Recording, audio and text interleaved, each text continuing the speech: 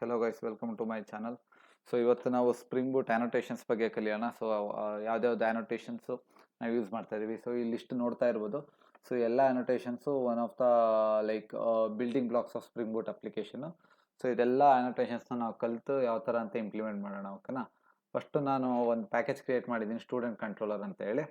First ಆ್ಯನೋಟೇಷನ್ ನಾವು ಕಲೀಲಿಕ್ಕೆ ಹೋಗ್ತಾ ಇರೋದು ಕಂಟ್ರೋಲರು, ಓಕೆನಾ. ಕಂಟ್ರೋಲರ್ ಅಂತ ಹಾಕ್ತೀನಿ. ಸೊ ಕಂಟ್ರೋಲರ್ ಅಂತ ಹೇಳಿದ್ರೆ, ಸೊ ಈ ಕ್ಲಾಸ್ ಬಂದ್ಬಿಟ್ಟು ಕಂಟ್ರೋಲರ್ ಕ್ಲಾಸಾಗಿ ಕನ್ವರ್ಟ್ ಆಗುತ್ತೆ. ಅಂದರೆ what ever the request that is coming from the user, ಓಕೆನಾ.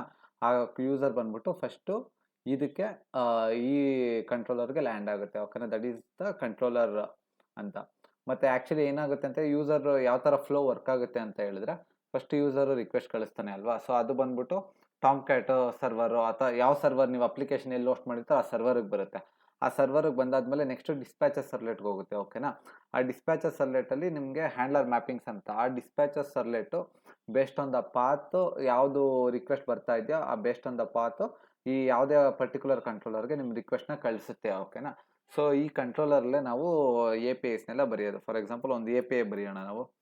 ಏನಂತ ಹೇಳಿದ್ರೆ ಪಬ್ಲಿಕ್ಕು ಸ್ಟ್ರಿಂಗು ಗೆಟ್ ಎಂಪ್ಲಾಯಿ, ಓಕೆನಾ. ಗೆಟ್ ಎಂಪ್ಲಾಯಿ ಜಸ್ಟ್ ರಿಟರ್ನ್ ಮಾಡ್ತೀನಿ ಸುಮ್ಮನೆ, ರಿಟರ್ನ್ ಎಂಪ್ಲಾಯಿ, ಓಕೆನಾ. ಸೊ ಇದು ಏನಂತ ಹೇಳಿದ್ರೆ ನಾನು ಆ್ಯಕ್ಚುಲಿ ಒಂದು ಮೆಥಡ್ ಮಾಡಿದ್ದೀನಿ, ಆ ಮೆಥಡ್ ಜಸ್ಟ್ ರಿಟರ್ನ್ ಎಂಪ್ಲಾಯಿ ಅಂತ ಯೂಸ್ ಮಾಡ್ತೀನಿ. ಸೊ ಇವಾಗ ನಾನು ಇದಕ್ಕೆ ಒಂದು ರಿಕ್ವೆಸ್ಟ್ ಮ್ಯಾಪಿಂಗ್ ಆ್ಯನೋಟೇಷನ್ ಹಾಕಬೇಕು, ಓಕೆನಾ. ಸೊ ರಿಕ್ವೆಸ್ಟ್ ಮ್ಯಾಪಿಂಗ್ ಅಂತ ಹೇಳಿದ್ರೆ, ಸೊ ಇವಾಗ ವಾಟ್ ಎವರ್ ದ ರಿಕ್ವೆಸ್ಟ್ ಬರುತ್ತಲ್ಲ ನಿಮಗೆ, ಅದ್ರದ್ದು ಪಾತ್ಗೆ ನಾವು ಮ್ಯಾಪ್ ಮಾಡಬೇಕಲ್ವಾ. ಸೊ ಅದಕ್ಕೆ request mapping path is equal to get employee ಅಲ್ವಾ, ಗೆಟ್ ಎಂಪ್ಲಾಯಿ. ಸೊ ಏನಾಗುತ್ತೆ ಅಂತ ಹೇಳಿದ್ರೆ ಕಂಟ್ರೋಲರ್ ಹಾಕ್ತೀವಿ, ಇದು ಕಂಟ್ರೋಲರ್ ಕ್ಲಾಸ್ ಆಗುತ್ತೆ. ದೆನ್ ಆಫ್ಟರ್ ದಟ್ ಈ ಮೆಥಡ್ ಒಂದು ಎ ಪಿ ಐಸ್ನ ಬರಿತೀವಿ. ಏನದು ಆ್ಯಕ್ಚುಲಿ ಇದು ಗೆಟ್ ಎ ಪಿ ಐ, ಓಕೆನಾ. ಸೊ ಇವಾಗ ನಾವು ಗೆಟ್ ಎ ಪಿ ಐ ಬರಿಬೇಕು ಅಂತ ಹೇಳಿದ್ರೆ ರಿಕ್ವೆಸ್ಟ್ ಮ್ಯಾಪಿಂಗಲ್ಲಿ ಮೆಥಡ್ನ ಡಿಫೈನ್ ಮಾಡಬೇಕು. ಸೊ ಅದಕ್ಕೆ ಏನು ಮಾಡ್ತೀವಿ, method is equal to request method dot get. So ಇವಾಗ ಇದು ಬಂದ್ಬಿಟ್ಟು ಗೆಟ್ ಮ್ಯಾಪಿಂಗ್ ಆಗುತ್ತೆ, ಓಕೆನಾ. Get method of request. So basically ಏನಾಗುತ್ತೆ ಅಂತ ಹೇಳಿದ್ರೆ, ಇವಾಗ ನಾವು ಈ ಎಂಡ್ ಪಾಯಿಂಟ್ನ ಕಾಲ್ ಮಾಡ್ತಾ ಇದೀವಿ ಗೊತ್ತಾ. ಸೊ ಇವಾಗ ಯಾವುದೋ ಒಂದು ರಿಕ್ವೆಸ್ಟ್ ಬರುತ್ತೆ ಗೆಟ್ ಎಂಪ್ಲಾಯಿ ಅಂತ. ಸೊ ಅವಾಗ ಏನು ಮಾಡುತ್ತೆ, ಇವಾಗ ನಾವು ರಿಟರ್ನ್ ಇ ಎಮ್ ಪಿ ಅಂತ ಕೊಡ್ತಾ ಇದೀವಲ್ಲ, ಸೊ ಇದೇನು ಮಾಡುತ್ತೆ, ವ್ಯೂನ ಫೈಂಡ್ ಔಟ್ ಮಾಡೋಕ್ಕೆ ನೋಡುತ್ತೆ. ಯಾವ್ದಾದ್ರು ಒಂದು page like E M P dot H T M L ಪೇಜ್ನ ಫೈಂಡ್ ಔಟ್ ಮಾಡೋಕ್ಕೆ ಕೊಡುತ್ತೆ. ಯಾಕಂತ ಹೇಳಿದ್ರೆ ಇದೇನು ಅಂದ್ಕೊಳ್ಳುತ್ತೆ ಅಂದರೆ ಸ್ಪ್ರಿಂಗ್ ಎಮ್ ವಿ ಸಿ ಅಪ್ಲಿಕೇಶನ್ ಅಂತ ಅಂದ್ಕೊಂಡು ಆ ಪೇಜ್ನ ಸರ್ಚ್ ಮಾಡೋಕ್ಕೆ ಹೋಗುತ್ತೆ. ಸೊ ಅವಾಗ ಆ್ಯಕ್ಚುಲಿ ಅದಕ್ಕೆ ನಾವು ಹೇಳ್ಬೇಕು ಇದಕ್ಕೆ. ಸೊ ಯಾವುದೇ ವ್ಯೂನ ಸರ್ಚ್ ಮಾಡೋಕ್ಕೆ ಹೋಗಬೇಡ, ಜಸ್ಟ್ ಏನೇ ರಿಟರ್ನ್ ಮಾಡೋಂಗಿದ್ರೆ ಬಾಡಿನ ರಿಟರ್ನ್ ಮಾಡು ಅಂತ.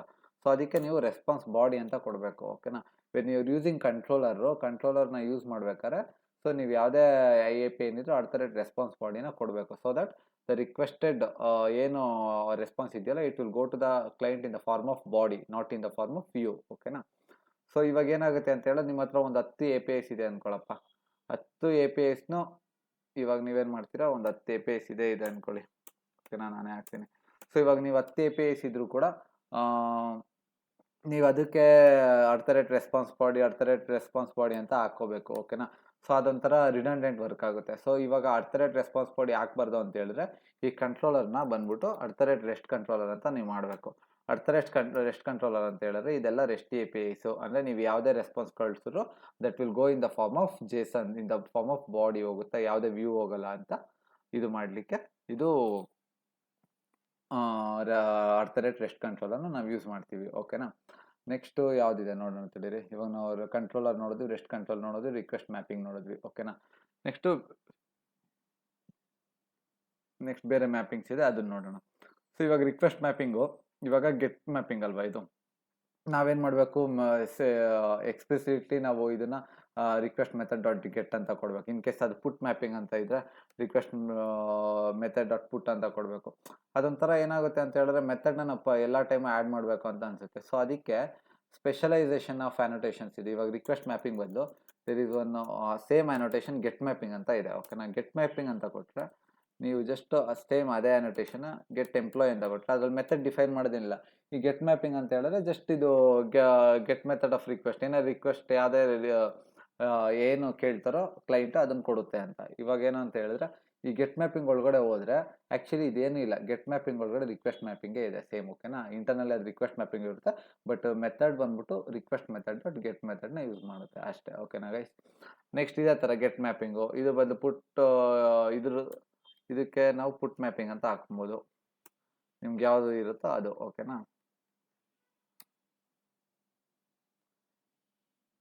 ಸೊ ಇದೇ ಥರ get mapping, put mapping, delete mapping, patch mapping, ಓಕೆನಾ. ನಿಮ್ಗೆ ಯಾವುದು ಬೇಕೋ ಅದನ್ನು ಹಾಕೊಬೋದು.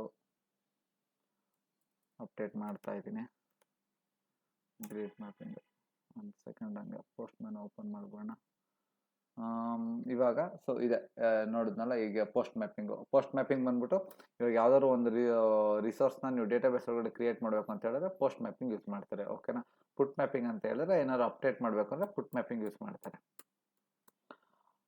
ನೆಕ್ಸ್ಟ್ ಡಿಲೀಟ್ ಮ್ಯಾಪಿಂಗು ಅಷ್ಟೇ, ಇದಕ್ಕೂ ಅಷ್ಟೇ. ನಾರ್ಮಲಿ ಪುಟ್ ಮ್ಯಾಪಿಂಗ್ ಹಿಂಗೆ ಪಾತ್ ಕೊಡಬೇಕು ಅಂದರೆ /ಅಪ್ಡೇಟು ಏನಾದರೂ ಕೊಡ್ಬೋದು, ಓಕೆನಾ. ನೆಕ್ಸ್ಟ್ ಏನಂತ ಇದೆ ಅಂತ ಹೇಳಿದ್ರೆ ಪಾತ್ ವೇರಿಯಬಲ್ ರಿಕ್ವೆಸ್ಟ್ ಪ್ಯಾರಮ್ ಇದೆ. ಇವಾಗ ರಿಕ್ವೆಸ್ಟ್ ಪ್ಯಾರಮ್ ಅಂತ ಏನಂತ ಹೇಳಿದ್ರೆ ಇವಾಗ ಗೆಟ್ ಎಂಪ್ಲಾಯಿ ಏನೋ ಹೇಳಿದ್ರಿ, ಓಕೆನಾ. ಇವಾಗ ಗೆಟ್ ಎಂಪ್ಲಾಯಿ ಬೈ ID ನೀವು ಇದೇ ಸೇಮ್ ಎಂಡ್ ಪಾಯಿಂಟ್ನ ಒಂಚೂರು modify get employee by ID ಅಂತ ಕಳಿಸ್ತೀರಾ, ಓಕೆನಾ. ಇವಾಗ ID-ನ ನೀವು ಪ್ಯಾರಾಮೀಟರಾಗಿ ಕಳಿಸ್ತೀರಾ. ಯಾವ ಥರ ಅಂತ ಹೇಳಿದ್ರೆ ಇಲ್ಲಿ ತೋರಿಸ್ತೀನಿ ಬನ್ನಿ. ಇವಾಗ ID ಕೊಟ್ಟಿದ್ದೀರಲ್ವಾ, ಈ ಎಂಪ್ಲಾಯಿ ID ಅಂತ ಹಾಕೊಳ್ಳೋಣ ಇದನ್ನು, ಓಕೆನಾ. ಇವಾಗ ಗೆಟ್ EMP ID ಅಂತ ಈ ರಿಕ್ವೆಸ್ಟ್ನ ಕಾಲ್ ಮಾಡಬೇಕು, ಓಕೆನಾ. ಪೋಸ್ಟ್ಮ್ಯಾನ್ಗೆ ಹೋಗ್ತೀನಿ, ಪೋಸ್ಟ್ಮ್ಯಾನ್ಗೆ ಹೋಗ್ಬಿಟ್ಟು ನಾನು ಇದನ್ನು ಕಾಲ್ ಮಾಡ್ತೀನಿ, ಈ ಎಂಡ್ ಪಾಯಿಂಟ್ನ, ಓಕೆನಾ. ಆವಾಗ ನೀವು ಇಲ್ಲಿ ಪ್ಯಾರಮ್ಸ್ ಅಂತ ಇದೆ, ಓಕೆನಾ. ಪ್ಯಾರಮ್ಸಲ್ಲಿ ಏನಂತ ಕೊಡ್ತೀರಾ, ಇವಾಗ ಎಂಪ್ಲಾಯಿ ID ಅಲ್ವಾ, EMP_ID ಓಕೆನಾ, ಇಲ್ಲಿ ಕೊಡ್ತೀರಾ. ಇದು ಇವಾಗ ನೀವೇನು ಇಲ್ಲಿ ಪ್ಯಾರಾಮೀಟರ್ ಆಗಿ ರಿಕ್ವೆಸ್ಟ್ ಪ್ಯಾರಾಮ ಕಳಿಸ್ತಾ ಇದ್ದೀರಾ, ಇದು ಇಲ್ಲಿ ಅಟ್ಯಾಚ್ ಆಗಿರುತ್ತೆ. ಗೆಟ್ ಎಂಪ್ಲಾಯ್ ಆದಮೇಲೆ ಕ್ವಶನ್ ಮಾರ್ಕ್ ಆದಮೇಲೆ ಅಟ್ಯಾಚ್, ಅದನ್ನು ಕ್ವೇರಿ ಪ್ಯಾರಮ್ಸ್ ಅಂತ ಕರೀತಾರೆ. ಮತ್ತು ಇದನ್ನು ಇಲ್ಲಿ ಕೊಟ್ಟಿದ್ದೀರಲ್ವಾ, ಇದನ್ನು ಡೈರೆಕ್ಟ್ ಇಂಟೀಜರ್ ಎಂಪ್ಲಾಯಿ ID ಅಂತ ಹೇಳಿದ್ರೆ ಇದು ಮಾಡಲ್ಲ. ಅದಕ್ಕೆ ನಾವು ಒಂದು ಆ್ಯನೋಟೇಷನ್ ಯೂಸ್ ಮಾಡಬೇಕು, ಅದೇ ಬಂದ್ಬಿಟ್ಟು ರಿಕ್ವೆಸ್ಟ್ ಪ್ಯಾರಮ್, ಓಕೆನಾ. ರಿಕ್ವೆಸ್ಟ್ ಪ್ಯಾರಮ್ ಯೂಸ್ ಮಾಡಿದ್ರೆ ನೀವು ಅದಾದಮೇಲೆ ಇಂಟೀಜರ್ ID ಬರುತ್ತೆ, ಎಂಪ್ಲಾಯಿ ID. ಆ ಎಂಪ್ಲಾಯಿ ಐಡಿನ ಯೂಸ್ ಮಾಡ್ಕೊಂಡ್ಬಿಟ್ಟು ಏನು ರಿಕ್ವೆಸ್ಟ್ ಈಗ ಫಾರ್ ಎಕ್ಸಾಂಪಲ್ 1 ಕಳಿಸ್ತಾ ಇದ್ದೀವಲ್ಲ, ಆ 1 ಬಂದ್ಬಿಟ್ಟು ಈ ಎಂಪ್ಲಾಯಿ ID ಮ್ಯಾಪ್ ಆಗುತ್ತೆ. ಸೊ ಅದರಿಂದ ನಾವು ಯೂಸ್ ಮಾಡ್ಕೊಬೋದು. ಇದು ರಿಕ್ವೆಸ್ಟ್ ಪ್ಯಾರಮ್, ಓಕೆನಾ. ನೆಕ್ಸ್ಟ್ ಏನು ಅಂತ ಹೇಳಿದ್ರೆ ಪಾತ್ ವೇರಿಯೇಬಲ್ ಅಂತ ಬರುತ್ತೆ, ಹೌದಾ ಅಲ್ವಾ. ಓಕೆ, ಪಾತ್ ವೇರಿಯೇಬಲ್ ಅಂತ ಹೇಳಿದ್ರೆ ಹೋಗ್ತಾ ಇದ್ದೀನಿ, request employee ID by path ಅಂತ ನಾವು ಚೇಂಜ್ ಮಾಡೋಣ, ಓಕೆನಾ. ಇದೇ ಎಂಡ್ ಪಾಯಿಂಟ್ನ. ಇವಾಗ ಪಾತ್ ವೇರಿಯೇಬಲ್ ಅಂತ ಹೇಳಿದ್ರೆ ಇವಾಗ ಈ ಪೋಸ್ಟ್ ಮ್ಯಾನಲ್ಲಿ ಹೋಗ್ತೀನಿ, ಎಂಪ್ಲಾಯಿ ID ಬೈ ಪಾತ್ ಕಳಿಸ್ತೀನಿ, ಓಕೆನಾ. ನಾನು ಇನ್ಸ್ಟೆಡ್ ಆಫ್ ಕ್ವೇರಿ ಪ್ಯಾರಮ್ಸ್ ಇದೆಲ್ಲ ಲೈಕ್ ಎಂಪ್ಲಾಯಿ ID ಕೊಟ್ಬಿಟ್ಟು ಇಲ್ಲಿ ಕೊಡೋ ಬದಲು /10 ಅಂತ ಕೊಡ್ತೀನಿ, ಓಕೆನಾ. ಜಸ್ಟ್ ಕ್ವೇರಿ ಇದು ಜಸ್ಟ್ ಪಾತ್ ವೇರಿಯೇಬಲ್ ಕೊಡ್ತೀನಿ. ಸೊ ಇವಾಗ 10 ಅಂತ ಕೊಟ್ಟಾಗ ಅದನ್ನ ಹೆಂಗೆ ಅಕ್ಸೆಪ್ಟ್ ಮಾಡಬೇಕು ಅಂತೇಳಿ ಈ ರಿಕ್ವೆಸ್ಟ್ ಪ್ಯಾರಮ್ ಯೂಸ್ ಮಾಡಿದ್ರೆ ನಿಮಗೆ ಅಕ್ಸೆಪ್ಟ್ ಮಾಡೋಕ್ಕಾಗಲ್ಲ. ಸೊ ಅದಕ್ಕೆ ಏನಾಗಬೇಕು, ಪಾತ್ ವೇರಿಯೇಬಲ್ ಅಂತ ಬರುತ್ತೆ, ಓಕೆನಾ. ಪಾತ್ ವೇರಿಯೇಬಲ್ ಅಂತ ಕೊಡಬೇಕು. ಮತ್ತು ಈ ಎಂಪ್ಲಾಯಿ ID-ನ ಇಲ್ಲಿ ರಿಸೀವ್ ಮಾಡ್ಕೊಬೇಕು. ಯಾವ ಥರ ಅಂತ ಹೇಳಿದ್ರೆ ಇಲ್ಲಿ ಫ್ಲವರ್ ಬ್ರ್ಯಾಕೆಟ್ ಹಾಕ್ಬಿಟ್ಟು ಎಂಪ್ಲಾಯಿ ID, ಓಕೆನಾ. ಆಮೇಲೆ ನೆಕ್ಸ್ಟ್ ಈ ಪಾತ್ ವೇರಿಯೇಬಲ್ ಯೂಸ್ ಮಾಡಿದ್ರಿಂದ ಈ ಎಂಪ್ಲಾಯಿ ID ಇದಕ್ಕೆ ಮ್ಯಾಪ್ ಆಗುತ್ತೆ. Then after that you can use this employee ID. ಆ ರಿಕ್ವೆಸ್ಟಲ್ಲಿ ಏನು ಕಳಿಸ್ತಾ ಇದ್ದೀವೋ ಈ 10 ಅದು ಬಂದ್ಬಿಟ್ಟು ಇಲ್ಲಿ ಬರುತ್ತೆ. ಇದು ಬಂದ್ಬಿಟ್ಟು ಏನಾಯಿತು ನಿಮಗೆ ಪಾತ್ ವೇರಿಯೇಬಲ್ ಆಯಿತು, ಓಕೆನಾ. ಯೂಸಿಂಗ್ ಪಾತ್ ವೇರಿಯೇಬಲ್ ಅಂದರೆ ಇದರಲ್ಲಿ ಕ್ವೇರಿ ಪ್ಯಾರಮ್ಸು ಅಂದರೆ URL ಉದ್ದ ಏನೂ ಆಗಲ್ಲ. ಅದರಲ್ಲಾದರೆ ಕ್ವೇರಿ ಪ್ಯಾರಮ್ಸು ಕೀ ವ್ಯಾಲ್ಯೂ ಎಲ್ಲ ಬರುತ್ತೆ. ಇದರಲ್ಲಿ ಏನಿಲ್ಲ, /ಇದಾಕಿ ಇದು ಮಾಡೋದು. ನೆಕ್ಸ್ಟ್ ಇನ್ನೊಂದೇನು ಅಂತ ಹೇಳಿದ್ರೆ ಪೋಸ್ಟ್ ಮ್ಯಾಪಿಂಗು ರಿಕ್ವೆಸ್ಟ್ ಬಾಡಿ ಅಂತ ಇದೆ, ಓಕೆನಾ. ರಿಕ್ವೆಸ್ಟ್ ಬಾಡಿ ಅಂತ ಹೇಳಿದ್ರೆ ಫಾರ್ ಎಕ್ಸಾಂಪಲ್ ನೀವು ಇವಾಗ ಯಾವುದೋ ಒಂದು ಪೋಸ್ಟ್ ರಿಕ್ವೆಸ್ಟ್ನ ಕಳಿಸ್ತಾ ಇದ್ದೀರಾ, ನೋಡಿ ಇವು ಗೈಸ್, ಇಲ್ಲಿ ಪೋಸ್ಟ್ ರಿಕ್ವೆಸ್ಟ್ನ ಕಳಿಸ್ತಾ ಇದ್ದೀರಾ. ಪೋಸ್ಟ್ ರಿಕ್ವೆಸ್ಟ್ ಕಳಿಸ್ಬೇಕಾದ್ರೆ ಇಲ್ಲಿ ಬಾಡಿ ಕಳಿಸ್ಬೇಕು, ಓಕೆನಾ. ಬಾಡಿ ಯಾವ ಥರ ಅಂತ ಹೇಳಿದ್ರೆ ತೋರಿಸ್ತೀನಿ. ಇವಾಗ ಯಾವುದೋ ಒಂದು ಸ್ಟೂಡೆಂಟದು ಇದನ್ನು ಕ್ರಿಯೇಟ್ ಮಾಡ್ತಾ ಇದ್ದೀರಾ, ಓಕೆನಾ. ಇವಾಗ ಇದು ಆ್ಯಕ್ಚುಲಿ ಎಂಡ್ ಪಾಯಿಂಟ್ ಈ ಪೋಸ್ಟ್ಗೆ ಯಾವುದೋ ಒಂದು ಇರುತ್ತೆ, ಆ್ಯಡ್ ಸ್ಟೂಡೆಂಟ್ ಅಂತ ಒಂದು ಕ್ರಿಯೇಟ್ ಮಾಡೋಣ, ಓಕೆನಾ. ಇಲ್ಲಿ ಹೋಗ್ಬಿಟ್ಟು ಕಂಟ್ರೋಲರಲ್ಲಿ ಒಂದು ಅಪ್ಡೇಟ್ ಬದಲು ಇದು ಪೋಸ್ಟ್ ಕನ್ವರ್ಟ್ ಮಾಡೋಣ. ಪೋಸ್ಟ್ ಮ್ಯಾಪಿಂಗು ಆ್ಯಡ್ ಸ್ಟೂಡೆಂಟ್, ಓಕೆನಾ. ಇದು ಆ್ಯಡ್ ಈ ಮೆಥಡ್ ನೇಮ್ ಚೇಂಜ್ ಮಾಡೋಣ, ಓಕೆನಾ ಗೈಸ್. Add student, okay. ಇವಾಗ ನಾವಿಲ್ಲಿ ಜೇಸನ್ ಕಳಿಸ್ಬೇಕಲ್ವ. ಜೇಸನಲ್ಲಿ ಏನೇನು ಕಳಿಸ್ಬೇಕು, ನೇಮು, ಎಂಪ್ಲಾಯಿ ID, ಡಿಪಾರ್ಟ್ಮೆಂಟು, ಓಕೆನಾ. ನೇಮ್ ಏನಂತ ಕಳಿಸ್ತೀರಾ, ನೇಮು ಅಭಿ ಅಂತ ಕಳಿಸ್ತೀರಾ, ಓಕೆನಾ. ಇದು ಬಂದ್ಬಿಟ್ಟು ಇದು ಕೂಡ ಸ್ಟ್ರಿಂಗಲ್ಲೇ ಇರಬೇಕು, ಅದಕ್ಕೆ ಎರರ್ ತೋರಿಸ್ತಾ ಇರೋದು. ನೇಮು ಅದಾದ್ಮೇಲೆ ಇದು ಕಾಮ ಹಾಕಬೇಕು. Name employee ID. ಓಕೆ, ನಾನು ಮೇಲ್ಗಡೆ ಎರಡು ಇದಾಗ್ಬಿಟ್ಟಿದೆ, ಅದಕ್ಕೆ ಹಿಂಗೆ ಎರರ್ ತೋರಿಸ್ತಾ ಇದೆ. ಓಕೆ, ನಾನು ನೇಮು ಎಂಪ್ಲಾಯಿ ID ಬಂದ್ಬಿಟ್ಟು ಸಮ್ 10 ಅಂತ ಕೊಡ್ತೀನಿ. Next department. ಓಕೆನಾ, ಡಿಪಾರ್ಟ್ಮೆಂಟ್ ಬಂದ್ಬಿಟ್ಟು IT ಅಂತ ಕೊಡ್ತೀನಿ. ಓಕೆನಾ, ಇದು ಜೇಸನ್ ಕಳಿಸ್ತೀರಾ. ಓಕೆನಾ, ಈ ಜೇಸನ್ನ ನಾವಿಲ್ಲಿ ಅಕ್ಸೆಪ್ಟ್ ಮಾಡ್ಕೊಬೇಕಲ್ಲ ಕಂಟ್ರೋಲರ್ಲಿ. ಸೊ ಇದನ್ನ ಅಕ್ಸೆಪ್ಟ್ ಮಾಡ್ಕೊಬೇಕು ಅಂತ ಹೇಳಿದ್ರೆ ಒಂದು ಆ್ಯನೋಟೇಷನ್ ಇದೆ, ಅದೇ ರಿಕ್ವೆಸ್ಟ್ ಬಾಡಿ. ಓಕೆನಾ, ರಿಕ್ವೆಸ್ಟ್ ಬಾಡಿ. ಆ್ಯಂಡ್ ಏನದು ಆ್ಯಕ್ಚುಲಿ ಸ್ಟೂಡೆಂಟ್ ಆಬ್ಜೆಕ್ಟ್ ಅಲ್ವಾ, ಅದಕ್ಕೆ ನಾವು ಅದನ್ನು ಸ್ಟೂಡೆಂಟ್ ಆಬ್ಜೆಕ್ಟ್ ಮತ್ತು ಸ್ಟೂಡೆಂಟ್ ಅಂತ ಕೊಡ್ತೀವಿ. ಓಕೆನಾ, ಸೊ ಅಷ್ಟೇ. ಇವಾಗ ಅದನ್ನ ಕೊಟ್ಬಿಟ್ಟು ಅದರಲ್ಲಿ ಏನೇನು ನೀನು ಕಳಿಸ್ತೀವಿ, ಇವಾಗ ನೇಮ್ ಬರುತ್ತಲ್ಲ ಅದನ್ನು ಕೂಡ ಫೆಚ್ ಮಾಡಿಕೊಂಡು ಇನ್ನೇನೇ ಆಪ್ರೇಷನ್ಸ್ ಸರ್ವಿಸ್ ಕಳಿಸಿ ಏನೋ ಮಾಡಬೇಕು, ಇಲ್ಲ ರಿಸೋರ್ಸ್ ಅದನ್ನು ಡೇಟಾಬೇಸಿಗೆ ಆ್ಯಡ್ ಮಾಡಬೇಕಂದ್ರೆ ರಿಸೋರ್ಸ್ನ ಇದು ಮಾಡಬೇಕು. So that is the use of request body annotation. So ಆ ರಿಕ್ವೆಸ್ಟ್ನ ಅಕ್ಸೆಪ್ಟ್ ಮಾಡೋಕ್ಕೆ ಫ್ರಂಟ್ ಎಂಡಿಂದ ಬರೋದನ್ನ ನಾವು ಯೂಸ್ ಮಾಡ್ತೀವಿ. ನೆಕ್ಸ್ಟು ರೆಸ್ಪಾನ್ಸ್ ಬಾಡಿನ ಕವರ್ ಮಾಡಿದೆ. ರೆಸ್ಪಾನ್ಸ್ ಬಾಡಿ ಅಂತ ಅದೇ ಕಂಟ್ರೋಲರ್ ಆಗ್ತಾಗ ಯೂಸ್ ಮಾಡ್ತಿರೋಲ್ಲ, ಅದನ್ನು ರಿಟರ್ನ್ ನಂಬರ್ ರೆಸ್ಪಾನ್ಸ್ ಬಾಡಿಯಾಗಿ ಕಳ್ಸೋಕ್ಕೆ ವ್ಯೂ ಅಲ್ದಾಗ ಅದು. ನೆಕ್ಸ್ಟ್ ಏನು ಅಂದರೆ ಕಾಂಪೋನೆಂಟು. ಓಕೆನಾ, ಕಾಂಪೋನೆಂಟ್ ಬಂದ್ಬಿಟ್ಟು ನೀವು ಆ್ಯಕ್ಚುಲಿ ಆಲ್ರೆಡಿ ನಾವು ಪ್ರೀವಿಯಸ್ ಎಕ್ಸಾಂಪಲ್ ಯೂಸ್ ಮಾಡಿದ್ದೀವಿ. ಓಕೆನಾ, ಇವಾಗ ಯಾವುದೇ ಒಂದು ಸರ್ವಿಸ್ ಇದೆಯಲ್ಲ, ಇವಾಗ ಕಾಂಪೋನೆಂಟು ಸರ್ವಿಸು. ಓಕೆನಾ, ಕಾಂಪೋನೆಂಟು ಸರ್ವಿಸ್ ರೆಪೋಸಿಟರಿ ಆಟೋವೈಡ್. ಓಕೆನಾ, ಏನು ಅಂತ ಹೇಳಿದ್ರೆ ಇವಾಗ ಸರ್ವಿಸ್ ನೋಡೋಣ. ಸರ್ವಿಸ್ ಅಂತ ಹೇಳಿದ್ರೆ, ಸೊ ಇವಾಗ ನಾವು ಎಂಪ್ಲಾಯಿ ಸರ್ವಿಸ್ ಆಬ್ಜೆಕ್ಟ್ ಕ್ರಿಯೇಟ್ ಮಾಡಬೇಕಂದ್ರೆ ಯಾವ ಥರ ಕ್ರಿಯೇಟ್ ಮಾಡ್ತೀವಿ, employee service is equal to new employee service ಅಂತ ನ್ಯೂ ಆಪರೇಟರ್ ಯೂಸ್ ಮಾಡಿ ಕ್ರಿಯೇಟ್ ಮಾಡ್ತೀವಿ. ಸೊ ಇವಾಗ ನಾವು ಆ ಥರ ಮ್ಯಾನ್ಯಲಿ ಕ್ರಿಯೇಟ್ ಮಾಡಲ್ಲ, ಜಸ್ಟ್ ಈ ಸರ್ವಿಸ್ ಅಂತ ಆ್ಯನೋಟೇಷನ್ ಯೂಸ್ ಮಾಡ್ತೀವಿ. ಸರ್ವಿಸ್ ಬಂದ್ಬಿಟ್ಟು it's the specialization of component. Component ಎಂತಕ್ಕೆ ಯೂಸ್ ಮಾಡ್ತೀವಿ ಅಂತ ಇಲ್ಲಿ ನೋಡಿ, ನಾನು ಓಪನ್ ಮಾಡಿದ್ರೆ ಇಲ್ಲಿ ಕಾಂಪೋನೆಂಟ್ ಬರುತ್ತೆ.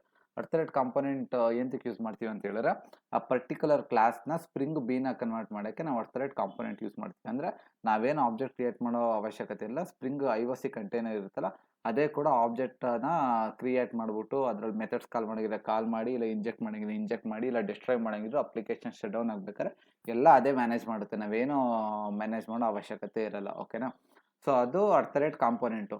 ಇವಾಗ ಸರ್ವಿಸ್ ಅಂದರೆ just it is the specialization of component. ಇದು ಕೂಡ ಬೀನ ಕ್ರಿಯೇಟ್ ಮಾಡುತ್ತೆ. ಬಟ್ ಸರ್ವಿಸ್ ಅನ್ನೋದು ಏನು ಇಂಡಿಕೇಟ್ ಮಾಡುತ್ತೆ ಅಂದರೆ, ಈ ಕ್ಲಾಸ್ ಬಂದ್ಬಿಟ್ಟು ಸರ್ವಿಸ್ ಕ್ಲಾಸು, ಇದರಲ್ಲಿ ಬಿಸ್ನೆಸ್ ಲಾಜಿಕ್ ಇದೆ ಅನ್ನೋದನ್ನ ಇಂಪ್ಲಿಮೆಂಟ್ ಮಾಡುತ್ತೆ. ಓಕೆನಾ, ಸೊ ಇವಾಗ ರೆಪೋಸಿಟ್ರಿ ಹೋಗ್ತೀನಿ ಅಂದ್ರೆ ರೆಪೋಸಿಟ್ರಿ ಇರುತ್ತೆ. ಇದು ಕೂಡ ರೆಪೋಸಿಟ್ರಿ ನಾನು ಇಂಪ್ಲಿಮೆಂಟೇಷನ್ ಓಪನ್ ಮಾಡಿದ್ರೆ ಒಳಗಡೆ ಇದು ಕೂಡ ಕಾಂಪೋನೆಂಟ್ ಕೂಡ ಇದೆ. ಬಟ್ ಏನು ಅಂತ ಹೇಳಿದ್ರೆ ಇದು ಕೂಡ ಸ್ಪ್ರಿಂಗ್ ಬಿನ್ ಕ್ರಿಯೇಟ್ ಮಾಡುತ್ತೆ. ಮತ್ತು ಈ ಕ್ಲಾಸು ರೆಪೋಸಿಟ್ರಿ ಕ್ಲಾಸು, ಅಂದರೆ ಈ ಕ್ಲಾಸ್ ಬಂದ್ಬಿಟ್ಟು it will going to interact with database ಅನ್ನೋದನ್ನ ಹೇಳ್ಕೊಡುತ್ತೆ. ಓಕೆನಾ, ನೆಕ್ಸ್ಟ್ ಇನ್ನೊಂದೇನು ಅಂತ ಹೇಳಿದ್ರೆ ಯಾವುದಿದೆ ನೋಡೋಣ ತಡೀರಿ. ಕಾಂಪೋನೆಂಟ್, ಇವಾಗ ಸರ್ವಿಸ್ ಬದಲು ಕಾಂಪೋನೆಂಟ್ ಹಾಕಿದ್ರು ವರ್ಕ್ ಆಗುತ್ತೆ. ಓಕೆನಾ, ಬಟ್ ಏನು ಅಂತ ಹೇಳಿದ್ರೆ ನಮಗೆ ಇದು ಕ್ಲೀನಾಗಿ ಪ್ರಾಪರಾಗಿ ನೇಮಿಂಗು ಈ ರೀಡಬಿಲಿಟಿ ಪರ್ಪಸ್ಗೆ ನಾವು ಸರ್ವಿಸ್ನ ಯೂಸ್ ಮಾಡ್ತೀವಿ. ಓಕೆನಾ, ನೆಕ್ಸ್ಟು ಆಟೋವೈಡ್ ಅಂತ ಇದೆ. ಓಕೆನಾ, ಲಾಸ್ಟ್ ಅನೋಟೇಷನು ಆಟೋವೈಡ್ ಅಂತ ಹೇಳಿದ್ರೆ, ಇವಾಗ ಫಾರ್ ಎಕ್ಸಾಂಪಲ್ ಎಂಪ್ಲಾಯಿ ಸರ್ವಿಸ್ ಇದೆ. ಈ ಎಂಪ್ಲಾಯಿ ಸರ್ವಿಸ್ ಬಂದ್ಬಿಟ್ಟು ಎಂಪ್ಲಾಯಿ ರೆಪೋಸಿಟ್ರಿನ ಕಾಲ್ ಮಾಡಬೇಕು. ಓಕೆನಾ, ಅದಕ್ಕೆ ನೀನೇನು ಮಾಡ್ತೀಯ, ಎಂಪ್ಲಾಯಿ ರೆಪೋಸಿಟ್ರಿನ ಒಂದು ಇನ್ಸ್ಟೆನ್ಸ್ ಕ್ರಿಯೇಟ್ ಮಾಡ್ತೀಯ. ಈ ಇನ್ಸ್ಟೆನ್ಸ್ ಕ್ರಿಯೇಟ್ ಮಾಡಿದ್ಮೇಲೆ ಇದನ್ನು ಇಂಜೆಕ್ಟ್ ಮಾಡಬೇಕಲ್ಲ, ಸೊ ಅದನ್ನ ಹೆಂಗೆ ಇಂಜೆಕ್ಟ್ ಮಾಡ್ತೀಯ ಅಂದರೆ ಯೂಸಿಂಗ್ ಆಟೋವೈಡ್. ಸೊ ಆಟೋವೈಡ್ ಏನಾಗುತ್ತೆ ಅಂತ ಹೇಳಿದ್ರೆ, ಆ ಪರ್ಟಿಕ್ಯುಲರ್ ಎಂಪ್ಲಾಯಿ ರೆಪೋಸಿಟ್ರಿನ ಈ ಎಂಪ್ಲಾಯಿ ಸರ್ವಿಸ್ಗೆ ಇಂಜೆಕ್ಟ್ ಮಾಡುತ್ತೆ. ಅದಾದ್ಮೇಲೆ ನಾವು ಇವಾಗ ಎಂಪ್ಲಾಯಿ ರೆಪೋಸಿಟ್ರಿಲಿ ಯಾವುದೇ ಮೆಥಡ್ ಇದ್ರೂ ಕೂಡ ಜಸ್ಟ್ ಹಿಂಗೆ ಕಾಲ್ ಮಾಡ್ಕೊಬೋದು. ಓಕೆನಾ, ಸೊ ಇದ್ರದ್ದೆಲ್ಲ ಏನಂದರೆ ಅಪ್ಲಿಕೇಶನ್ ಸ್ಟಾರ್ಟ್ ಆದ ತಕ್ಷಣ ಇದ್ರದ್ದೆಲ್ಲ ಬೀನ್ಸ್ ಕ್ರಿಯೇಟ್ ಆಗಿಬಿಟ್ಟು ಇನಿಷಿಯಲೈಸ್ ಆಗಿಬಿಡುತ್ತೆ. ಓಕೆನಾ, ನಾವೇನು ಮಾಡೋ ಅವಶ್ಯಕತೆ ಇರಲ್ಲ. ಸೊ ಎಲ್ಲ ಇನಿಷಿಯಲೈಸ್ ಆಗಿ ನೀವು ಯಾವ್ದು ಮೆಥಡ್ ಬೇಕಾದ್ರೂ ಯೂಸ್ ಮಾಡ್ಬೋದು.